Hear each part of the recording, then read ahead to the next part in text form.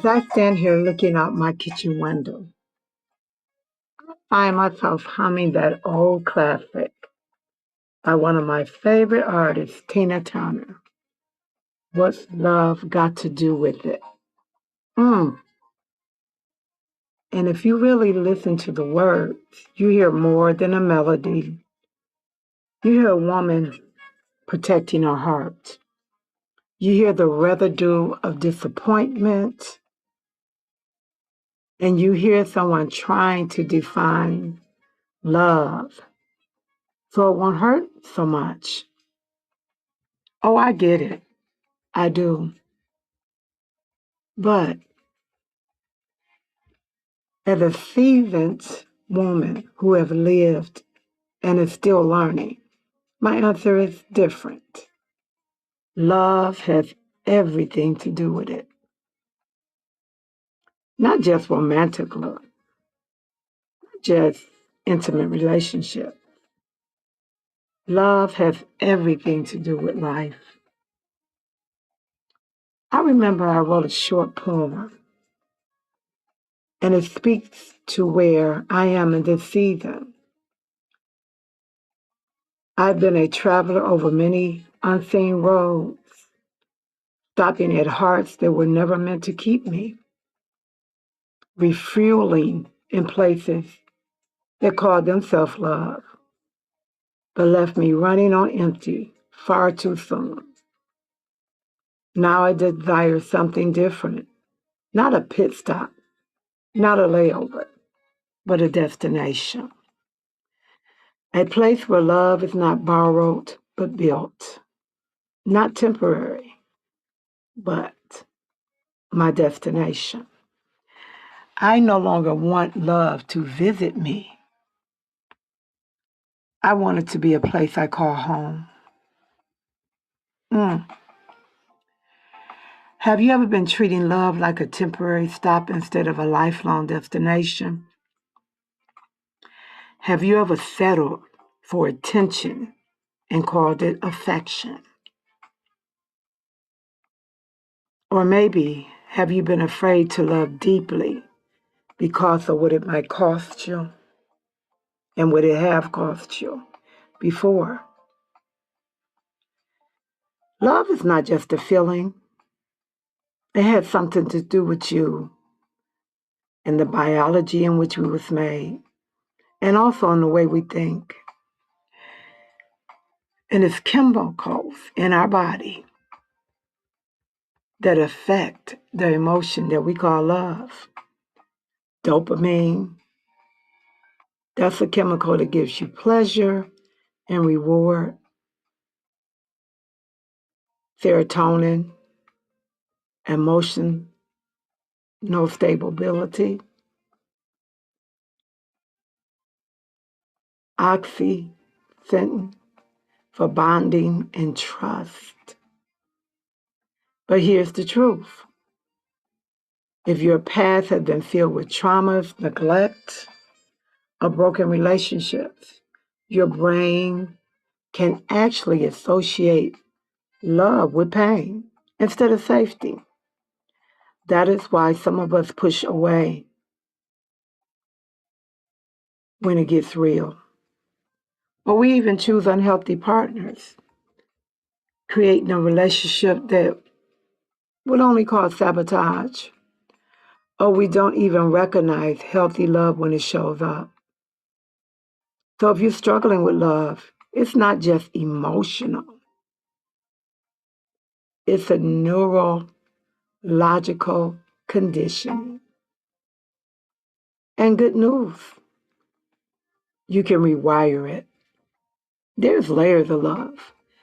We know it's family love. That is where many of us, our love story began. And also it's a place where it got complicated. Not everyone was raised in an environment where love was expressed healthy. Maybe love was conditional, silent, controlling, or maybe completely absent. What did love look like for you when you were growing up? And how has that shaped the way you give and receive love today. But you can rebuild that family love. You can practice communicating, even when it's uncomfortable. Set boundaries when it's needed. Remember, boundaries is just a door to guide people how to enter your life correctly. And you also can forgive and extend grace, but not at the cost of your peace. And then it's that intimate love that we all seek after. That's the kind that can lift you or break you. We offer grace to ourselves because we many times enter relationships looking to be complete for someone else to make us whole, not realizing we are already whole. Not perfect, but we're whole. Are you choosing love or are you choosing familiarity? Are you loving from a place of fullness or a place of need? Do you know there's ways to build a healthy, intimate love relationship? First, you have to know your worth before you ask anyone else to value you. Value yourself. And you have to align yourself with what you believe and what you hold dear to your heart. That's the person you want to align yourself with.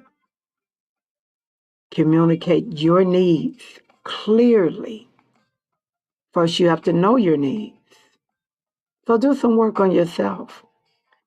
And do not, I repeat, do not ignore red flags just because you see potential. Remember, potential comes from what you see, not even what the person may see about themselves. And remember, it cannot be in confusion. But the greatest love of them all, I believe Whitney sung that song. I'm just in a music mindset today. Self-love. That's it right there. That's the foundation in which we build all of our relationships. Because the truth, you cannot sustain outwardly a love if you're inwardly empty. And many of us, especially as women, we were never taught how to love ourselves. We were taught to sacrifice, to give, and to pour, but never to honor ourselves. So how do you build a relationship if you're not sure how to honor yourself? First, when we honor ourselves, we speak kindly to ourselves. We treat ourselves kindly. Do you celebrate yourself or are you critical to yourself? To build a love for self, for you, spend time with yourself intentionally. That's right, time with just you. Begin to replace that negative self-talk with affirming truth, like I am beautiful, I am amazing, I am smart, I am wise, I am kind, I am giving and forgiving. Set your standards on how you allow others to treat you. Be clear on that. And heal the parts of you that still feel so unworthy. Love of self or self-love, it is not selfish. It is power. And as I stand here looking out the kitchen window, I realize love is not something we stumble into. It's something we grow into. Yes, love can hurt. And yes, it can and will disappoint. But love, real love, it also heals, it restores, it brings peace and joy, it grounds you, and also elevates you. So, no, love is not just a second hand emotion, love is the destination. So, as you're sitting here, maybe reflecting on it, ask yourself, what version of love have you been accepting? And what version of love do you deserve? What do you need to do to unlearn the negative definition of what love is? And what would it look like to finally arrive in love? This is your journey. You don't have to rush it, and you don't have to settle for pit stops or layovers. You deserve the destination of love. Just me and you looking out our kitchen window.